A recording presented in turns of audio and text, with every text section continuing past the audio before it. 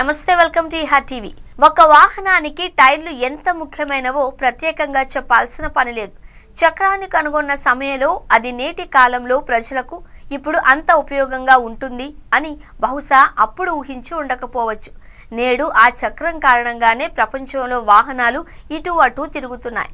కానీ ప్రపంచంలో ఒక నగరం ఉంది. దానిని టైర్ల శ్మశాన వాటిక అని కూడా అంటారు. దాని గురించి ఈ రోజు వివరంగా తెలుసుకుందాం. ప్రపంచంలో ఒక నగరం సహజ వాయువు, చమురు నిల్వలతో పాపులర్ అయింది. కానీ ఇది ప్రపంచంలో మరో కారణంతో కూడా గుర్తింపు పొందింది. దానినే టైర్ల శ్మశాన వాటిక అంటారు. కువైట్ ఉత్తర దిక్కున సులైబియా టైర్ గ్రేవ్ యార్డ్ ఉంది. దేశంలోని పనికిరాని టైర్లన్నింటినీ అక్కడే పడేసేవారు. దాదాపు 20 సంవత్సరాలుగా అక్కడ టైర్లు తెస్తున్నారు. దీనివల్లే 2012 నుండి 2020 ఈ మధ్య ప్రదేశంలో 3 సార్లు భారీ అగ్ని ప్రమాదాలు సంభవించాయి.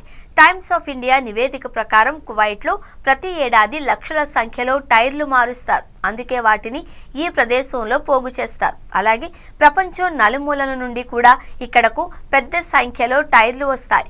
ఒక నివేదిక ప్రకారం కువైట్లో 6 కోట్ల కంటే ఎక్కువ టైర్ల కుప్ప ఉంది. దీన్ని ప్రపంచంలోనే అతిపెద్ద టైర్ డంపింగ్ ప్రదేశంగా భావిస్తారు. ఇక్కడ అల్ సులైబియా, అల్ జహర్లోని టైర్ల పెద్ద కొండలను చూడవచ్చు. టైర్లను సరిగ్గా పారవేయకపోవడం వల్ల వాటిని బహిరంగంగా వదిలివేస్తారు. కువైట్లో టైర్ల రీసైక్లింగ్ వ్యవస్థ లేదు. కానీ కొన్ని దేశాలలో టైర్లను రీసైక్లింగ్ చేసి కొత్త పదార్థాలను తయారు చేస్తారు. కానీ కువైట్లో ఈ వ్యవస్థ అభివృద్ధి చెందలేదు. ప్రభుత్వం టైర్లను సరిగ్గా పారవేయకపోవడంపై కఠినంగా వ్యవహరించకపోవడంతో చాలా మంది వాటిని ఎడారిలో పడేస్తున్నారు. పాత టైర్లకు నిప్పంటుకోవడం వల్ల అక్కడి గాలి విషపూరితమవుతోంది. అందుకే దీన్ని భూమిపై నరకమని కూడా అంటారు.